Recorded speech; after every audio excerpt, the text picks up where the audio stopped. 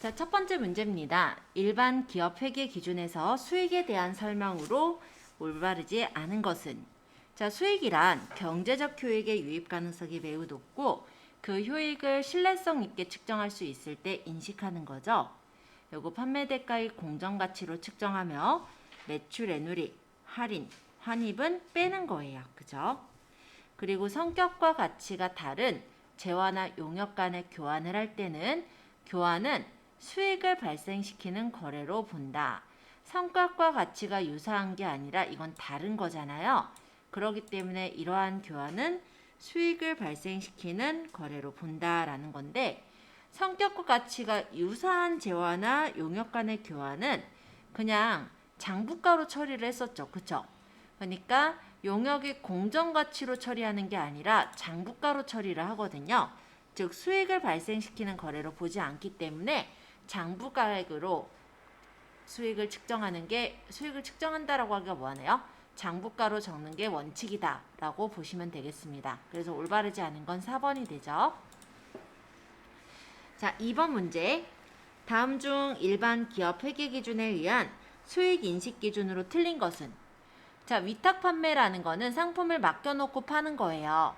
그럼 수탁자가 상품을 파는데요. 이 수탁자가 해당 재화를 판매한 시점에서 실제 거래가, 그러니까는 판매가 되었다라고 들어가는 거기 때문에 맞는 내용이죠.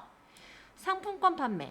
상품권 판매의 경우는 상품권을 판매했을 때 처리가 되는 게 아니라 그 상품권을 사람들이 썼을 때, 그래서 재화로 바꿨을 때 그때 수익이 인식이 되는 거예요. 그러니까 맞는 얘기죠. 상품권을 회수할 때니까. 자, 세 번째, 출판물 구독. 이거는 금액이 맥이 비슷하대네요. 발송 기간에 걸쳐 정액 기준이라고 되어 있는데 구독을 하는 거니까 정액으로 들어가는 게 맞겠죠. 자, 할부 판매. 자, 만약에 내가 어떤 상품을 사고 할부로 끊었다라고 한다면 수익 인식 시점은 언제냐? 그 할부 상품을 처음에 결제했을 때가 되겠죠. 그쵸? 즉 재화가 인도되는 날이 되어야 되는데 매회 할부금을 회수하는 날로 되어 있기 때문에 틀린 것은 4번이 되겠습니다. 자, 3번. 다음 중 특정 수입에 직접 관련되어 발생되진 않지만 일정 기간 동안 수익 창출 활동에 기여할 것으로 판단해서 합리적, 체계적으로 일정 그 기간에 배분을 한대요. 자, 이거 뭐예요? 감가상각이죠? 자, 그러면 여기서 맞는 거 뭐예요? 3번의 감가상각비가 답이 되겠네요. 그죠? 자, 4번. 다음 중 판매비와 관리비 계정에 속하지 않는 계정 과목은? 판매비와 관리비는 상품을 판매하거나 관리할 때 들어가는 것들이에요. 즉, 접대를 해야 우리가 어떤 매출처나 매입처에게 접대를 했을 땐 어떤 목적이에요? 우리 회사 상품 좀 잘 팔아달라는 목적이겠죠. 그쵸? 그러면 판매비, 관리비에 속할 수가 있죠. 복리후생비는 뭐냐면 우리 회사 종업원들에게 복리후생 증진을 위해서 주는 거란 말이에요. 그렇다면 복리후생비의 경우도 우리 회사 사원들을 위해 주는 이유는 더 물건을 잘 팔라는 목적이겠죠. 그쵸? 그렇다면 요것도 판매비와 관리비가 되겠죠. 여비교통비 또한 마찬가지로 여비나 교통에 대한 그런 비용이잖아요. 그 판매하거나 관리할 때 들어가는 비용들이니까 얘네들은 판관비 계정에 속할 수 있겠지만 대손상각비는 해당이 되거든요. 근데 기타의 대손상각비는요, 실제 영업의 비용으로 들어가게 됩니다. 그래서 틀린 것은 4번의 1번이다. 자, 대손이라는 건 뭐냐면 못 받게 된 거죠. 무엇을 못 받게 됐느냐? 대손상각비는요, 보통 이제 매출 채권에 대해서 못 받게 된 거예요. 그러니까 받으러움이라든지 외상 매출금을 못 받게 된 것에 대해서 상각을 한 걸 대손상각비라고 하는 거고, 기타의 대손상각비라는 건 약간 성격이 다른데요. 예를 들어 대여금이라든지 미수금 이런 것들을 못 받았을 때 그때 기타의 대손상각비가 돼요. 근데 대여금이나 일단 미수금 같은 경우 뭐였어요? 상품 외의 것들이었죠. 즉 정상적인 판매하는 그런 부분의 상거래가 아니잖아요. 그렇기 때문에 이것은 판관비랑 속하지 않고 영업의 비용으로 들어가게 된다. 이렇게 이해하시면 조금 더 이해는 쉬우실 것 같아요. 자, 5번. 회계자료로부터 당기에 다음과 같은 지출이 있었음을 발견하였다. 이때 당기의 판매관리비로 계상해야 되는 금액은 얼마인가? 자, 재고자산 매입운임. 이거 재고자산 사들일 때 운임이니까 매입원가에 더해야 되죠. 자, 광고 산전비. 광고하고 선전할 때 들어가는 거. 그리고 급여. 급여 또한 판관비가 되겠네요. 그쵸? 자, 유형자산에 대한 수익적 지출. 유형자산에 대한 수익적 지출이다 라고 한다면 이거는 어떻게 될까요? 이거는 수선비 쪽이 되겠죠. 자, 유형자산이라고 한다면 형태가 있는 자산인데 수익적 지출이라는 건 뭐냐면 우리가 비용으로 들어가는 지출들을 얘기를 해요. 즉 수선비라고 생각을 하시면 돼요. 자, 그래서 요것도 일종에는 판관비라고 볼 수가 있겠죠. 판매하거나 관리하는 거니까. 자, 보험료. 우리 회사 보험료 같은 경우도 판매하거나 이제 관리할 때 그렇게 쓰는 부분이기 때문에 얘네들이 지금 계상해야 되는 금액이라 볼 수가 있고, 그러면 얘네를 다 더하면 얼마예요? 그게 답이 되겠네요. 재고자산 매입운임은 왜 안 된다고요? 얘는 판매하거나 관리한 게 아니라 매입할 때에 대한 매입운임은 매입원가에 가산한다 라고 해요. 그러니까 내가 상품을 살 때 운반비가 들었다면 그 상품의 원가에 더하도록 되어 있기 때문에 판관비로 볼 수가 없고요. 얘가 만약에 맞으려면 어떻게 해야 되느냐? 우리가 매출할 때 운반비를 냈다라고 한다면 그거는 이제 판관비로 들어가게 됩니다. 참고로 알아두시면 좋을 것 같아요. 자, 6번. 제품의 제조와 매출에 관련된 자료가 다음과 같을 경우 매출 총 이익률은 얼마냐? 라는 내용인데요. 자, 일단 매출 원가는 여기 일단 같이 볼게요. 일단 매출 원가를 구하려면 어떻게 구하던지 기억하세요? 자, 기본적으로 기초 상품 재고 플러스 단기 상품 매입액, 그다음에 이제 기말 상품 재고 이렇게 하면 이제 매출 원가가 나오거든요. 또는 이제 제품에 대한 매출 원가니까 단기 상품 매입이 아니라 좀 다르게 들어가겠네요. 일단 메모장을 잠깐 띄워서 적어서 알려드려 볼게요. 자, 일단 원가를 구한다라고 한다면 매출 원가는 기초, 이게 제품이니까 제품 플러스 단기 총 제조 원가, 단기 총 제조 원가, 그 다음에 빼기 기말 상품, 기말 제품 재고 이렇게가 들어가게 되죠. 자, 단기 총 제조 비용 요거 잠깐만요. 이렇게 들어가야 되겠다. 단기 총 제조 비용은 다른 거예요. 단기 제품 제조 원가 빼기 기말 제품 이렇게가 들어가거든요. 그럼 이 단기 제품 제조 원가를 이루는 게 무엇이냐? 얘가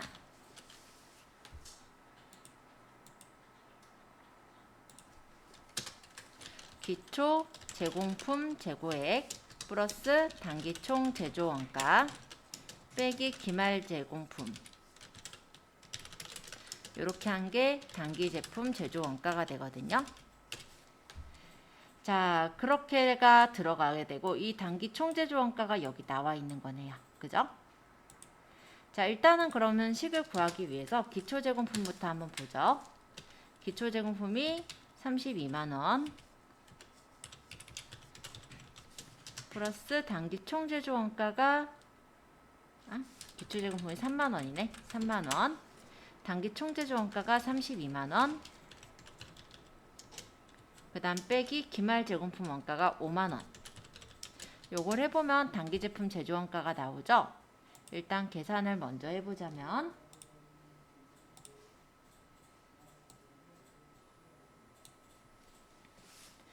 3만 원에 플러스 32만 원에 빼기 5만 원 하니까 30만 원.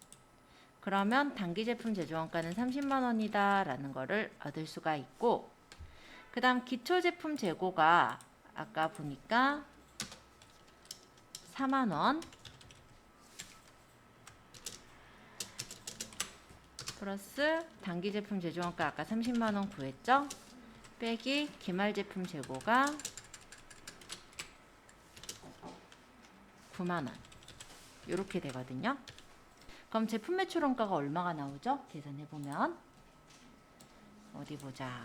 4만원에 플러스 30만원 빼기 9만원 하면 25만원이 나와요. 그쵸? 안녕하세요. 자, 그래서 매출원가 25만원 나온 거 이해되시죠? 자, 그럼 매출 총이익률이라는 건 매출 총이익에서 나누기 매출액을 한 거거든요. 자, 그럼 매출 총이익이 얼마인지를 알아야 될 텐데 매출 총이익이란 매출액에서 매출원가를 뺀 거예요. 그러니까 매출 총이익이란 매출액에서 매출원가를 뺀 거다. 뭐 더 정확하게 얘기하면 이 매출액은 순매출액을 말하는데 여기 지금 보면은 순매출액이다 총매출액이다 이런 얘기가 없고 이럴 때 만약에 여기 막 예를 들어서 뭐 매출 환입이라든지 막 이런 게 들어있으면 총매출액일 텐데요. 그런 내용이 없죠. 그럼 얘는 그냥 순매출액이 적혀 있는 거라고 생각하시면 돼요. 어쨌든 그럼 매출액에서 매출원가를 뺀 게 매출이익이니까 매출액이 50만 원이고 매출원가가 지금 얼마였어요? 아까 계산해보니까 25만 원이었죠. 그럼 50만 원 빼기 25만 원을 해보면 매출이익이 나온다라는 거예요. 그래서 매출액이 50만 원이었고 여기서 매출원가를 25만 원을 뺀 나머지가 매출이익인데 그렇게 보면 25만 원이 남는 거죠. 자, 나누기 매출액이죠. 매출액이 얼마였다고요? 50만 원. 그러니까 나누기 50만 원을 하면은 2분의 1이잖아요. 그죠? 그러니까 50%. 답은 그래서 2번이 된다. 이렇게 문제를 푸셔야 돼요. 그러니까 매출 총 이익률을 구하는 공식은 매출이익에서 매출액을 나눠버리면 되는데 그 매출액을 구하는 방법으로 생각했을 때 우리가 매출 원가를 알아야 이제 이익을 구하니까 그거를 이제 계산하는 절차가 이렇게 진행이 된 거죠. 자, 7번. 다음 중 회사의 영업이익에 영향을 주는 거래는 어느 것인가? 자, 일단 첫 번째, 매출 채권을 조기 회수하면서 1%의 할인 혜택을 주었다. 자, 그러면 요거는 손익계산서에 영업이익이 산출되는 과정에서 발생이 되는 그런 거래라고 볼 수가 있죠. 그래서 7번의 답은 1번이 되겠죠. 자, 단기 매매증권 평가 손실을 인식했다. 이건 뭐예요? 요건 영업의 비용으로 들어가요. 그리고 보험 차익을 계상하였다. 이거는 뭐예요? 차익이니까 영업의 수익이 되겠죠. 그리고 원가성이 없는 재고자산 감모 손실을 계상하였다. 이건 뭐예요? 원가성이 없다라고 돼 있잖아요. 그러니까 이거는 영업의 비용으로 들어가게 되겠죠. 자, 매출 채권은 뭐예요? 우리 받으러움 그리고 외상 매출금이잖아요. 받으러움이나 외상 매출금은 언제 생겨요? 우리가 상품을 외상으로 매출을 했을 때, 즉 상품에 관련된 부분이니까 영업이익에 해당하는 거 이해되시죠? 그래서 맞는 게 1번이 되는 거예요. 자, 그 다음 8번. 다음의 자료로 매출 총이익, 영업이익과 당기 순이익을 계산하면 얼마인가? 자, 매출 총이익과 영업이익과 당기 순이익을 계산하면 얼마냐라고 했는데 지금 매출액이 있고요. 여기 기부금, 급여, 이자 비용, 접대비, 매출원가 이런 애들이 있어요. 간단히 얘기를 하자면 매출액에서 매출원가를 뺀 게 매출이익이죠. 그죠? 그러면 매출액에서 매출원가를 빼면은 100에서 60을 빼니까 40만 원. 얘네는 이미 틀렸네요. 자, 그럼 나머지 이제 더 볼게요. 자, 그러면 우리가 매출 이익을 알았잖아요. 40만 원. 그럼 매출 이익에서 이제 판관비를 빼야 돼요. 판관비 찾아봐요. 급여 판관비죠? 자, 기부금 판관비일까요? 아니에요. 이거 넣으면 안 돼요. 자, 접대비는 판관비 맞죠? 그러면 얘네들이 빠지는 게 되겠죠. 얘네들이 빠지면 영업이익이 되는 거예요. 그럼 40만 원에서 13만 원인가요? 13만 원을 빼보면 어떻게 나와요? 답이 27만 원 나오겠죠. 그쵸? 그럼 이미 답은 찾았어요. 그쵸? 근데 일단 좀만 더 볼게요. 그럼 영업이익에서 영업의 수익은 더하고 영업의 비용을 뺀 게 법인세, 차감전, 당기 순이익이었어요. 지금 보니까 영업의 수익은 없으니까 영업의 비용을 뺄 텐데 영업의 비용이 기부금과 이자 비용인 거죠. 그쵸? 그럼 얘네 두 개를 빼면 얼마일까요? 2만 원, 5만 원이니까 7만 원을 빼면 20만 원. 당기순이익. 답은 3번. 이해되셨나요? 네. 만약 이해 안 되셨으면 집에서 천천히 한 번 더 보셔야 돼요. 자, 9번. 다음 손익의 구분에 대한 계산식 중 틀린 것은 매출액에서 매출 원가를 뺀 것이 매출 총이익이다. 네, 매출액에서 원가 빼면 이익 남아요. 맞죠? 매출 총이익에서 판관비 뺀 것이 영업이익이다. 맞죠?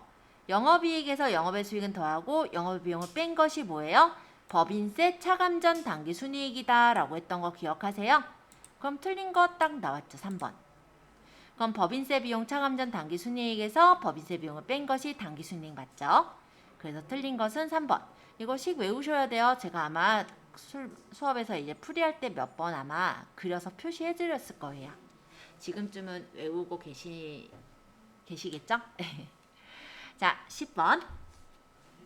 2000X1년에 자동차 보험료 24개월분, 2년분이네요. 그죠? 그래서 48만 원을 현금으로 지급하고 미경과분을 선급 비용 처리한 경우 2000X2년 비용으로 인식할 보험료 금액은 자, 이거는 일단 언제부터 언제까지인지를 봐야 할 것 같은데 지금 48만 원이 24개월분이거든요. 그러면 일단 계산을 해볼게요. 48만 원을 24개월분이니까 나누기 24를 하면 1개월당 2만 원이에요. 그쵸? 자, 1개월당 2만 원이라고 일단 얻었고요. 지금 보니까는 24개월분 48만 원은 현금으로 지급을 하고 아직 경과되지 않은 걸 선급비용 처리를 했다고 합니다. 자, 2021년에 현금 지급한 것이라고 했을 때 2000X2년에는 선급비용 처리가 된 게 얼마가 될까요? 이런 내용인데요. 2000X1년에 한 거는 이미 지나갔죠. 그리고 2000X2년에 2개월 분째, 그러니까는 이 해당되는 연재의 비용으로 인식될 보험료는 아마 반년치가 1년치가 되겠죠? 왜냐하면 2000X1년 거는 현금으로 지급하면서 처리를 했다라고 했으니까요. 그러니까 이거 2022년으로 생각하면 안 돼요. 그러면 이미 다 지났지 않느냐 이렇게 생각하실까봐 정리 다시 해보자면 얘는 아직 경과되지 않은 만큼이 선급비용 처리가 되어 있기 때문에 2000X2년의 비용으로 인식할 보험료를 한다면 1년치가 남은 거예요. 그쵸? 그래서 24만 원 이렇게가 답이 돼야 됩니다.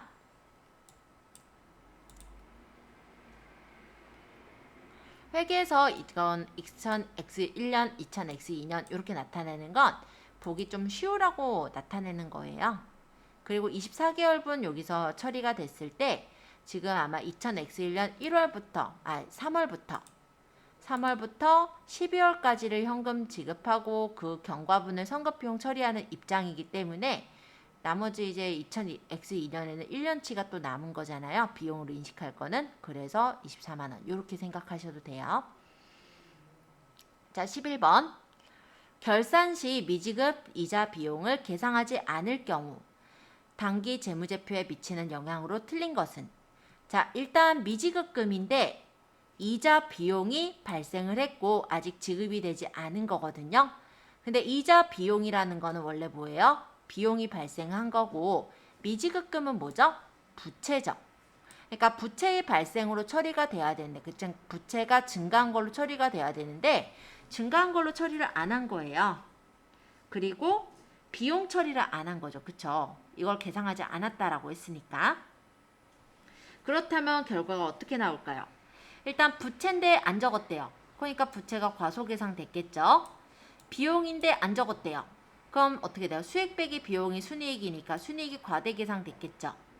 자, 비용을 안 적었다는데 당연히 비용은 과소계상이 됐을 거예요. 자, 수익 빼기 비용이 당기 순이익인 거 알죠? 근데 비용이 적어요. 그러면 어떻게 돼요? 당기 순이익이 늘어나겠죠. 당기 순이익이 늘어나면은 자본은 과대계상이 돼야 되죠. 왜? 당기 순이익이 자본으로 반영되는 거잖아요. 그럼 답은 4번인 거 이해되시죠? 이렇게 문제를 푸시는 거예요.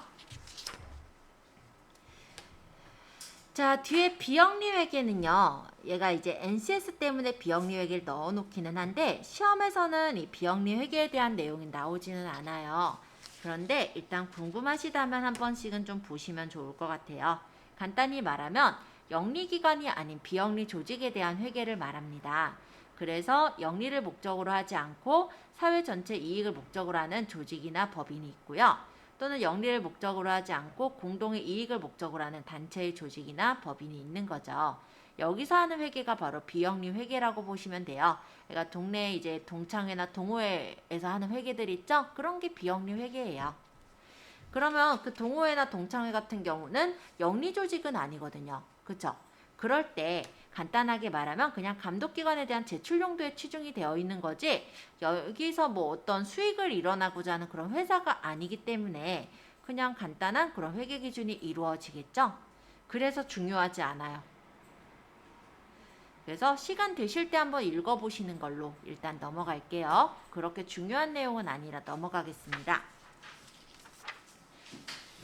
혹시 조기축구의 회계가 좀 중요하다 생각하시는 분은 나중에 한번 그쪽을 한번 읽어보시면 될 것 같고요. 근데 당연히 그런 건 저희 회계에서는 나오진 않겠죠. 그래서 비영리 회계 부분은 그냥 시간 날 때 읽어보는 걸로 하고 넘어갈게요.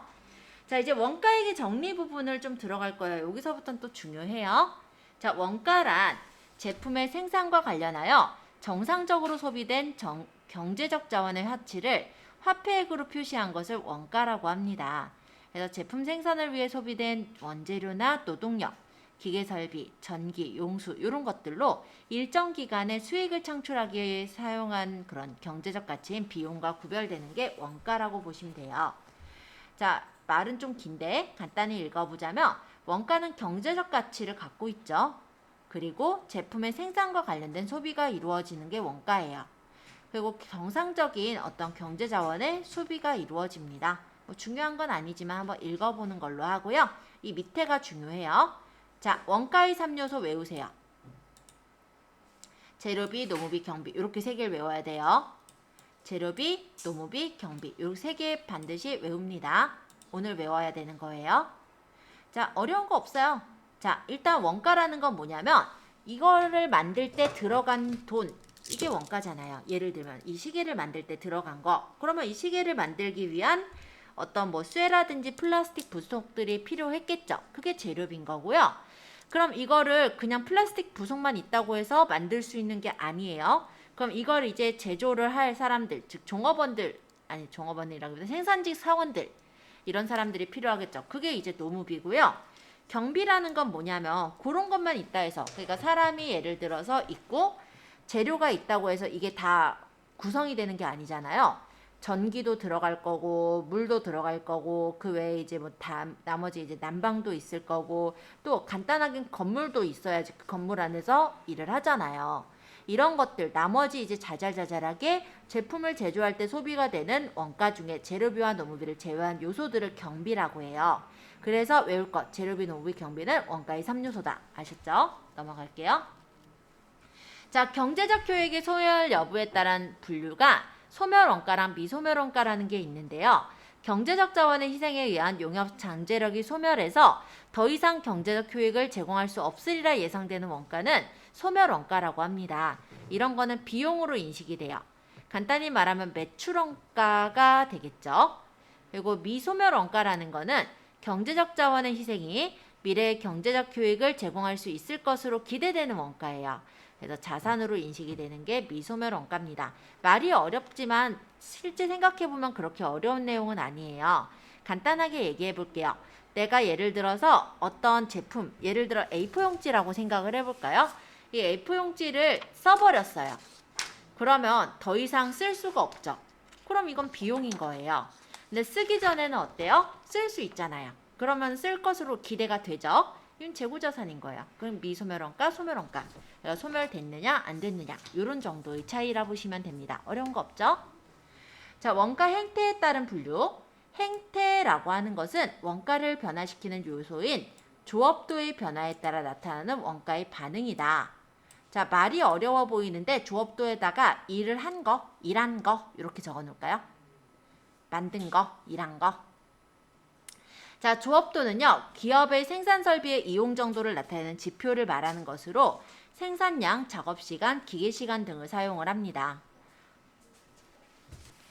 자, 그래서 이 원가 행태에 따른 분류도 기억하셔야 됩니다. 변동비, 고정비, 그리고 또 있어요. 준변동비, 준고정비. 요걸 오늘 구분할 수 있어야 돼요. 자, 일단 변동비는 변동원가라고 하는데 조업도의 증감에 따라 변하는 원가를 변동비라고 합니다. 조업도가 아까 일을 많이 하고 이런 거가 조업도라고 했죠? 그럼 일을 많이 하면 어때요? 많이 만들어서 낸다라고 한다면 원가가 올라가겠죠. 그럼 많이 만약에 만들지 않으면 그만큼 재료가 덜 들겠죠. 그게 그냥 변동비예요. 간단히 말하면 변동비는 조업도가 증가하면 총 원가가 같이 비례해서 증가가 되지만 단위당 원가, 요것도 말을 바꿔서 적을게요. 이렇게 놓으면 되게 어려워 보이니까 한 개당 원가로 바꿔주세요. 한 개당 가격은 일정하다. 자, 예를 들어 이렇게 생각을 해보죠. 자, 내가 볼펜을 만드는 회사예요. 그래서 볼펜을 만들고 있는데 볼펜을 하나 만들 때는 하나에 대한 원가만 들어요. 만약 볼펜을 100개 만들면 원가가 얼마나 들까요? 볼펜 하나에 대한 원가 곱하기 100개. 그쵸? 만약 1000개 만들면 곱하기 1000개. 예, 많이 만들수록 증가해요. 근데 만약에 제가 100개를 만들었다라고 가정한다면 그 100개 중에 1개에 대한 원가는 동일하죠. 그게 이 얘기예요. 단위당 원가는 일정하다. 이해되셨죠? 자, 그럼 고정비. 고정원가인데요. 조업도의 증감에 관계없이 관련 범위 안에 항상 일정하게 발생하는 원가를 고정비라고 합니다. 고정비는요, 조업도가 증가해도 총 원가는 일정하지만 단위당 원가는 체감하게 됩니다. 얘는 임차료 생각하시면 돼요. 간단히 말하자면 제가 만약에 이 학원에서 수업을 할 때 이제 임차료를 건물을 이제 빌렸다면 임차료를 내게 되잖아요. 근데 만약에 겨울방학이라든지 이럴 때 학생들이 정말 많이 들어와서 제가 수업을 많이 가르친다라고 한다면 임차료를 많이 내게 되나요? 임차료는 이 건물을 예를 들어서 내가 쓰겠소라고 임차를 하고 이제 달마다 얼마씩 내는 거잖아요. 근데 만약에 달마다 내는 돈이 월 예를 들어서 100만 원이라고 가정을 한다면 사람이 없을 때도, 그러니까 덜 만들 때도 덜 가르칠 때도 100만 원을 내야 되고요. 휴가 기간이라서 문을 닫은 그 기간 동안에도 100만 원을 내야 돼요. 안 쓰고 있어도. 그쵸? 그 임차니까.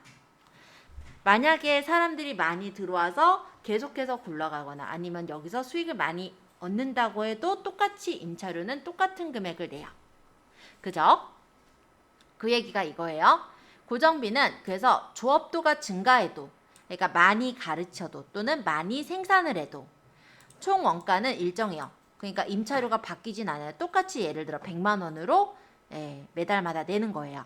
근데 단위당 원가라고 한다면 한 명당 원가 또는 하나의 제품을 만들 때에 대한 원가라고 생각하시면 되겠는데 보통 만약에요. 이거 이제 비용으로 우리가 생각을 하잖아요.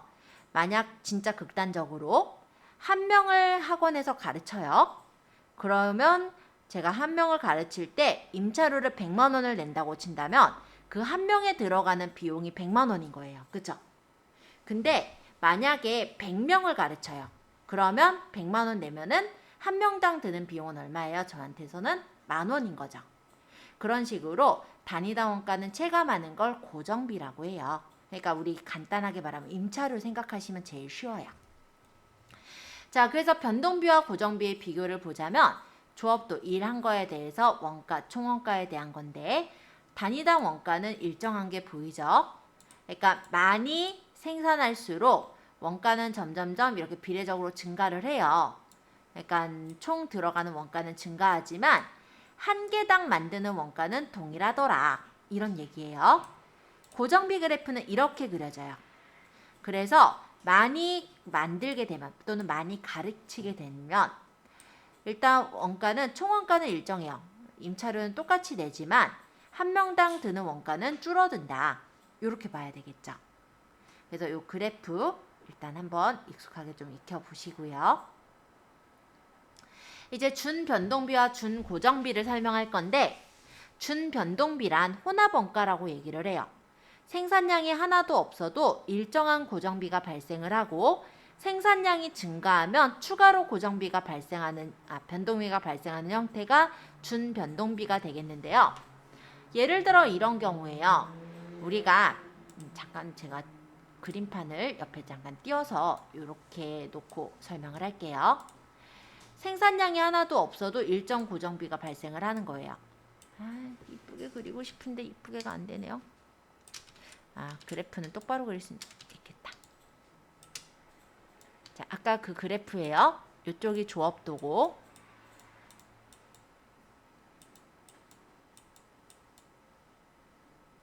이쪽이 가니까 간단하게 말하면은 아까 여기가 원가죠. 그쵸? 자, 요런 그래프인데 준변동비라는 건 기본료가 있는 거예요. 우리 전기세 같은 거 생각해 보면요. 전기를 안 써도 기본료가 있어요. 그리고 그 전기를 씀으로 인해서 이렇게 올라가죠. 그쵸? 요런 게 준변동비라고 보시면 돼요. 그러니까 시작점이 어느 정도 일정 고정비는 발생을 하는 거죠. 생산량이 늘어나면 추가로 발생하는 대부분의 원가는 준변동비라고 합니다. 그럼 준고정비는 어떠한 형태의 그래프냐면 밑에다 그릴게요.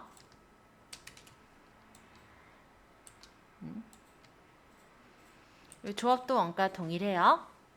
자, 예를 들어 이런 거예요. 내가 예를 들어 직급이 아르바이트생일 땐 이 정도 금액을 받다가 직급이 올라가면은 어때요? 급여가 올라가면 이렇게 금액이 올라가고 그 다음에 이제 직급이 더 올라가면 이렇게 또 호봉이 또 올라가죠.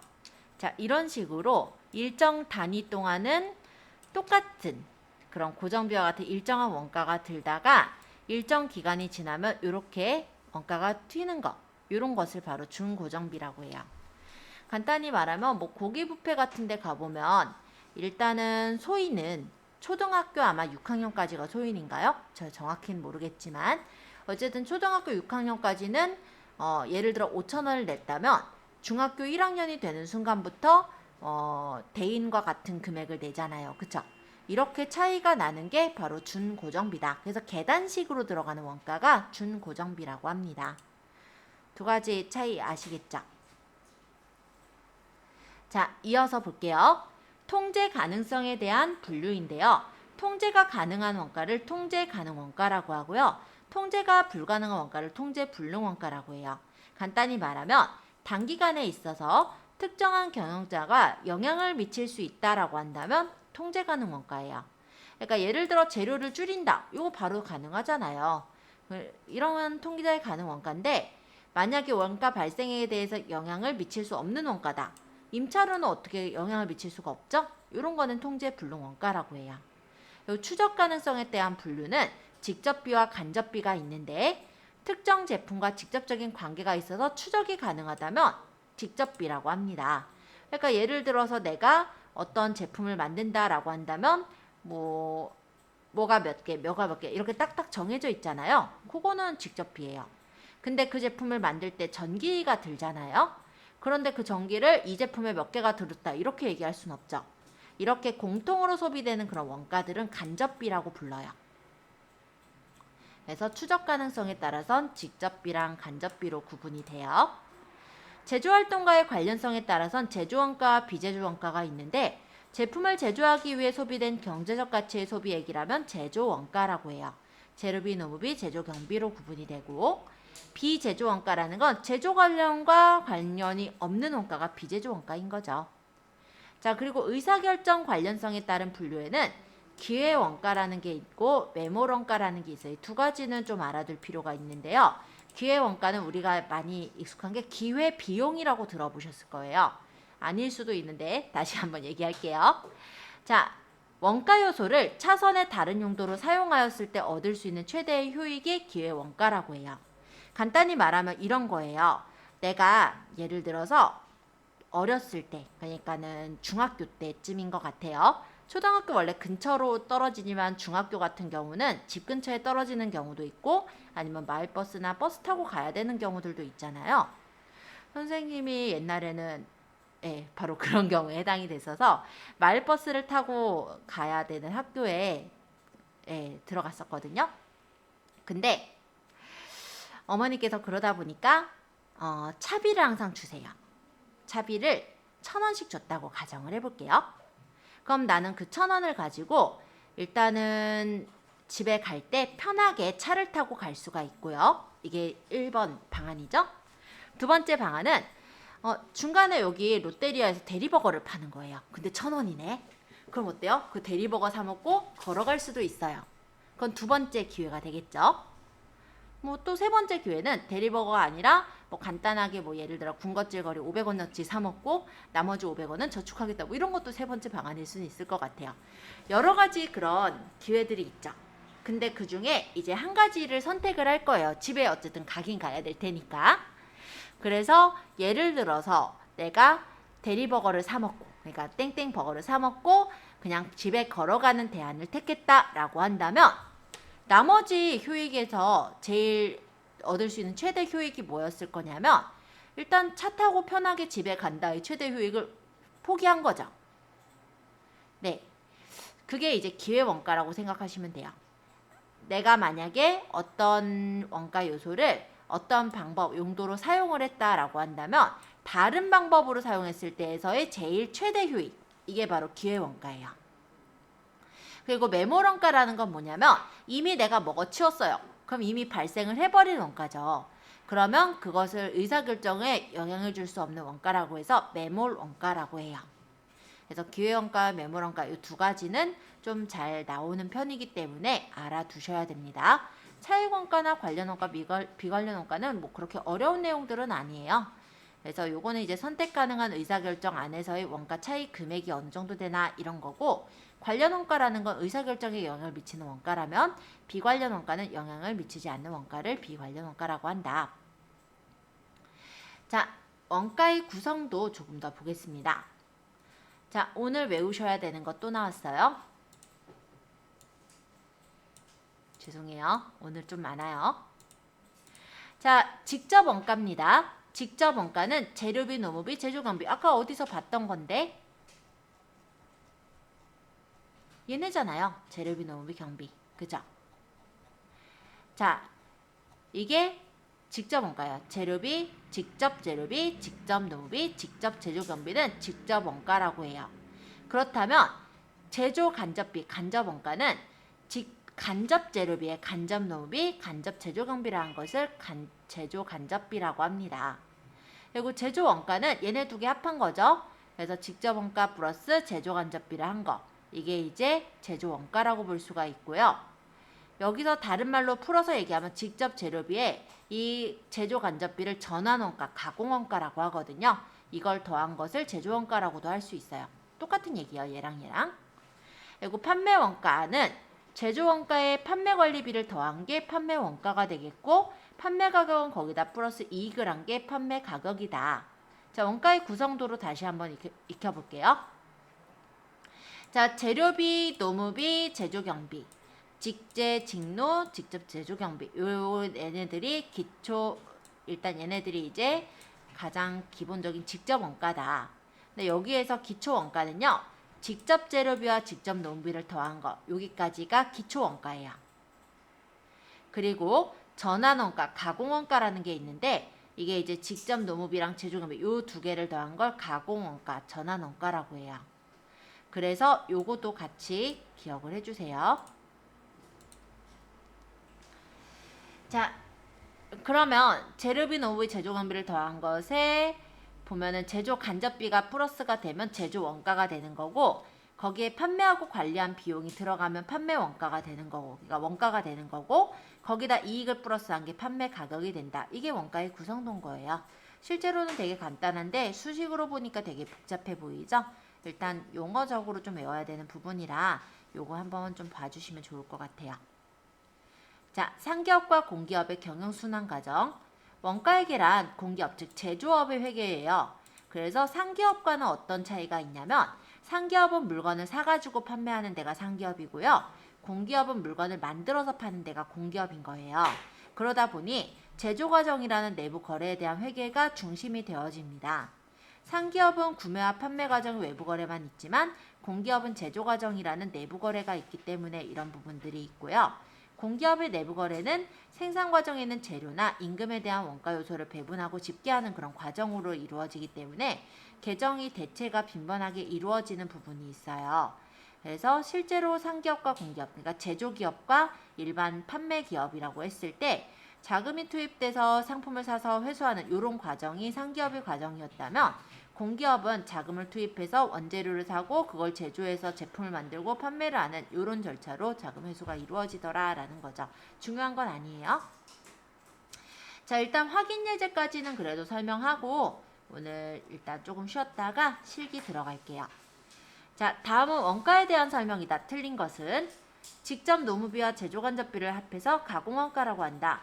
자, 직접 노무비와 제조간접비를 합해서 가공원가라고 한다 라고 했네요. 자, 아까 여기 보시면 있었죠. 자, 직접 노무비 플러스 제조간접비가 전환원가, 가공원가 맞죠? 그러면 1번은 맞고요. 조업도의 관련성 여부에 따라 변동비와 고정비로 구분할 수 있었어요. 그죠? 많이 만들었을 때 가치 증가한다면 변동비고 많이 만들어도 똑같다면 고정비고. 그죠? 의사결정의 관련성에 따라서 관련 원가와 비관련 원가로 구분할 수 있다. 맞죠? 기회비용이란 특정 행위의 선택으로 인해 포기해야 되는 것의 가치 평균이 아니라 가장 큰 거. 가치 평균 낸 거 아니에요. 가장 큰 거. 그게 되겠죠. 그러니까 기회비용은 어떤 행위를 선택했을 때 다른 차선의 대안 중에서 제일 효용이 큰 거. 그게 기회비용이에요. 자, 원가에 대한 다음에 설명 중 틀린 것은 직접 재료비, 직접 노무비는 모두 직접 원가죠. 직접비와 간접비는 추적 가능성에 대한 분류이다. 직접적으로 추적할 수 있으면 직접비가 되는 거고요. 만약 그렇지 않으면은 간접비가 되는 거니까 맞죠. 제품의 생산량이 증가함에 따라 단위당 고정비는 감소한다. 많이 만들수록 원래 고정비는요. 단위당 고정비는 n분의 1이 되니까 감소하는 게 맞죠. 자, 매몰 원가는 이미 지출된 원가는 맞아요. 근데 현재의 의사결정에 고려되지 않는 원가가 매몰 원가이므로 틀린 것은 4번. 자, 3번. 변동비와 고정비에 대한 설명 중 옳은 것은 관련 범위에서 조업도가 증가하더라도, 그러니까 많이 만들더라도 단위당 변동비는 일정하다. 이거 아까 얘기했듯이 볼펜 하나 만드나 100개 만드나 하나에 대한 금액은 일정하다. 맞죠? 그래서 답은 1번이에요. 관련 범위 내에서 조업도가 증가하더라도, 그러니까 많이 만들더라도 단위당 고정비는 어떻게 돼요? n분의 1이 되죠? 그러니까 2번은 감소한다로 바꿔야 돼요. 일정하다가 아니라.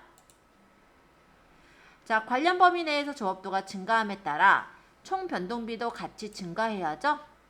많이 만들면 아무래도 많이 비용도 들죠. 자, 관련 범위 내에서 조업도가 증가함에 따라 총 고정비는 변동이 없다. 자, 아까 얘기했듯이 학원에 학생들이 많아져도 또는 학원에 닫고 있어도 코로나 때문에 닫았잖아요. 그죠? 그때 닫았어도 월세는 그대로 내야 되잖아요. 그러니까 총 고정비는 일정하다. 그래서 여기서 옳은 건 1번. 자, 4번. 주 한세는 제품 A의 공손품 10개를 보유하고 있다. 이 공손품의 생산에는 단위당 직접 재료비 1,000원, 단위당 변동 가공원가 1,200원, 단위당 고정원가 800원이 투입되었다. 정상적인 제품 A의 판매 가격은 5,000원이다. 공손품을 외부에 단위당 3,500원에 판매한다면 단위당 운반비 300원이 발생한다고 한다. 다음 중 매몰원가가 아닌 것은 이라고 하는데 여기서 공손품이 뭘까요? 뭐 같아요? 간단히 말하면 불량품, 비품들 있잖아요. 그러니까 우리 회사에서 만들긴 만들었는데 예를 들어 튀겼어요. 뭐 예를 들어 옷을 만들었는데 옷에 나염이 잘못됐어요. 이런 거 팔긴 팔잖아요. 그런 게 이제 공손품이라고 보시면 돼요. 자, 그래서 이거를 10개를 보유하고 있는데 그 10개가 재료비가 1,000원, 변동 가공원가가 1,200원, 고정원가가 800원 이렇게 투입이 됐더래요. 그래서 만약 정상적으로 A를 판매를 한다면은 5,000원인 건데 지금 외부에다가 판매한다면 운반비 300원이 발생을 하는 거예요. 그럼 매몰원가가 뭐였어요? 이미 일어나 버린 거. 이미 일어나 버린 걸 찾아보세요. 아까 얘네들 직접 재료비 1,000원, 변동원가 1,200원, 고정원가 800원 얘네는 이미 일어나 버렸거든요. 그러니까 얘네는 의사결정에 도움이 될 수가 없어요. 왜? 이미 공손품이 돼버렸거든. 그래서 요거 고정원가 요거 그러면 틀린 건 4번이네요. 그죠? 메모론가에 대해서 알았다면 이 문제가 그렇게 어렵진 않았는데 또 공손품이란 내용이 들어있으니까 또 어렵게 생각이 들었을 수는 있겠네요. 단어가 조금 어려워서 어렵다고 생각이 들 수는 있어요. 자, 일단 여기까지 해서 지금 8시 2분이니까